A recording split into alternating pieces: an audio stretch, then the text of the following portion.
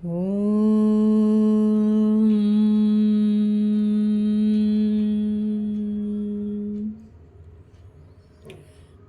पंचमो अध्यायः।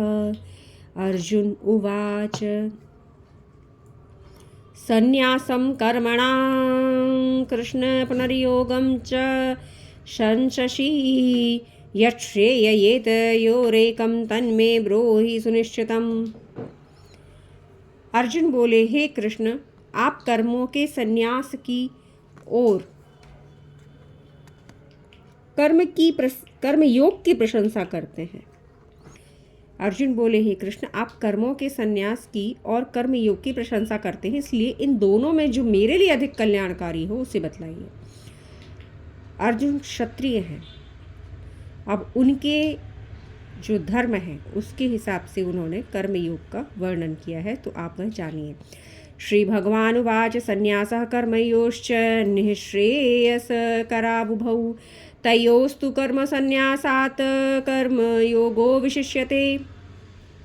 श्री भगवान बोले, कर्म संन्यास और कर्म योग ये दोनों परम कल्याणकारी हैं, दोनों ही परम कल्याणकारी हैं हमारे लिए, परंतु दोनों में कर्म योग साधना में सुगम होने के कारण अधिक श्रेष्ठ है।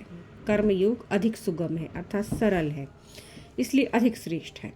तो ज्ञेयः स नित्य सन्यासी यो न द्वेष्टि न कांक्षति निर्द्वंदो ही महाबाहो सुखम बंधात् प्रमुच्यते।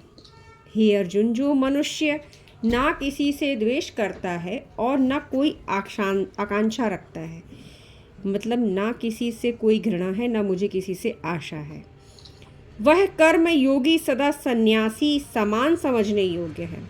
आपने सन्यासी का वेश धारण नहीं किया, फिर भी आप अपने गुणों के कारण सन्यासी हैं, क्योंकि राग और द्वेष आदि दुर्गुणों से रहित व्यक्ति आसानी से संसार बंधन से मुक्त हो जाता है। न आप में राग है और न आप में द्वेष है, ये दुर्गुण कहे गए हैं। तो इन दुर्गुणों से रहित व्यक्ति आसानी से संसार बंधन से मुक्त हो जाता है, क्योंकि जब आप आशा ही नहीं रखेंगे तो निराशा भी आपको नहीं होगी। सांख्य योगौ पृथग बाला प्रवदन्ति न पंडिताः एकम् अप्यास्थितः सम्यगुभयोर्विन्दते फलम्। संन्यास और कर्म योग को अज्ञानी ही अलग अलग फल देने वाला कहते हैं। तो संन्यास और कर्म योग का फल बोल रहे हैं कि जो अज्ञानी है वह अलग अलग फल देने वाला कहते हैं, और ज्ञानी तो दोनों को एक मानते हैं, क्योंकि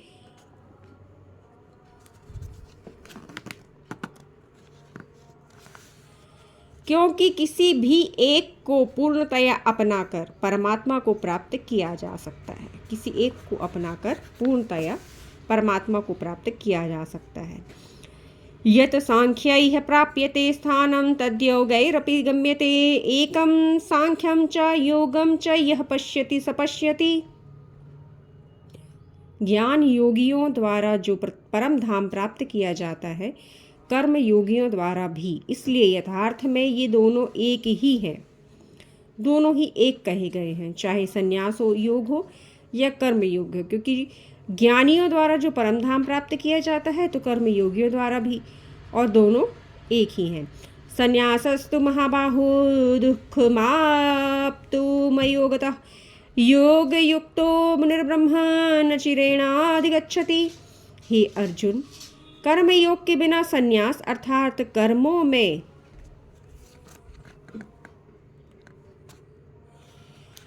कर्ता होने की भावना का त्याग कठिन है। कर्म योग के बिना संन्यास अर्थात कर्मों में कर्ता होने की भाव का जो है कि मैं कर रहा हूँ, यह मेरा है, तो कर्ता होने की भावना का त्याग कठिन है, परंतु भगवत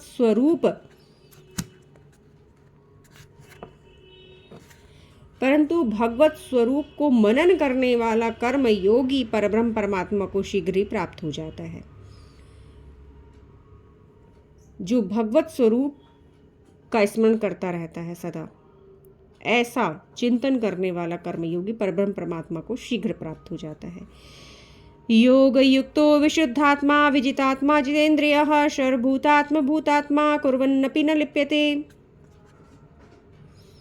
जिसका मन अपने वश में है, जो इंद्रियों को जीत चुका है और विशुद्ध अंतःकरण वाला है, ऐसा कर्मयोगी कर्म करता हुआ भी कर्म में लिप्त नहीं होता है। नैव किंचित करोमीति युक्तो मन्येत तत्त्ववित् पश्यन् शृण्वन् स्पर्शन् चिन्नत्र शग्नन् गच्छन् स्वं पंच श्वसन् प्रलपन् विषजगन्मग्रहणन्नोमिन् वश्निन्मिषन्नपि इंद्रियाणि इंद्रियार्थेषु वर्तन्त इति धारयन्। तत्व को जानने वाला सांख्य योगी तो देखता, सुनता, स्पर्श करता, सूंघता, भोजन करता, गमन करता, सोता, जागता अर्थात सभी कार्य करता हुआ वह जानता है कि सब कुछ मैं नहीं कर रहा, अर्थात यह तो मात्र इंद्रियां ही अपना अपना कार्य कर रही हैं। मैंने अर्पणा आध्यात्मिक जगत चैनल पर इन सब के बारे में विस्तार से बताया है।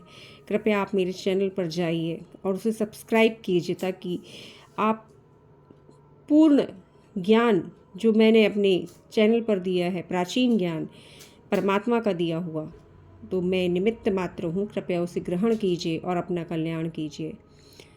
ब्राह्मणिधाय कर्माणि संगे त्यक्त्वा करोति यः लिप्यतेन सपापेन पद्मपत्र विवाम्भसा। ऐसा व्यक्ति सब कर्मों को परमात्मा में अर्पण करके और आसक्ति को त्याग कर कर्म करता है। ऐसा मनुष्य जल में कमल के पत्ते की भांति पाप से लिप्त नहीं होता। ये जो वाक्य है, अगर आप स्मरण हो तो ब्रह्मा जी के बारे में भी कहा गया है कि पूर्व में ब्रह्मा जी जब लिप्त थे तब उन्हें तप करने का आदेश दिया था श्रीहरि ने।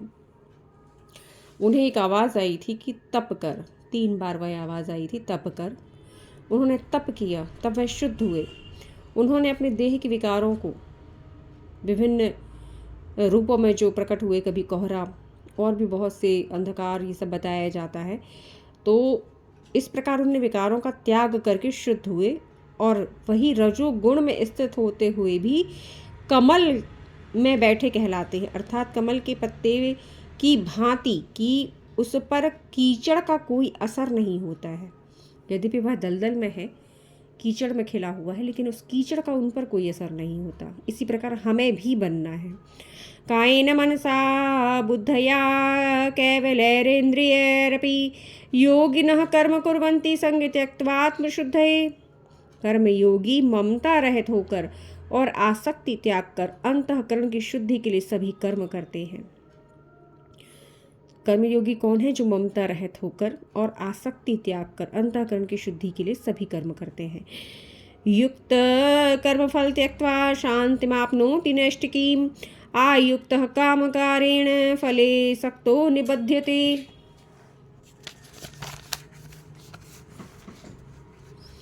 कर्मयोगी कर्मों के फल को त्याग करके परमात्मा और ईश्वर को प्राप्त करता है, जबकि कामना की प्रेरणा से काम करने वाला फल में आसक्त होकर बंधा रहता है।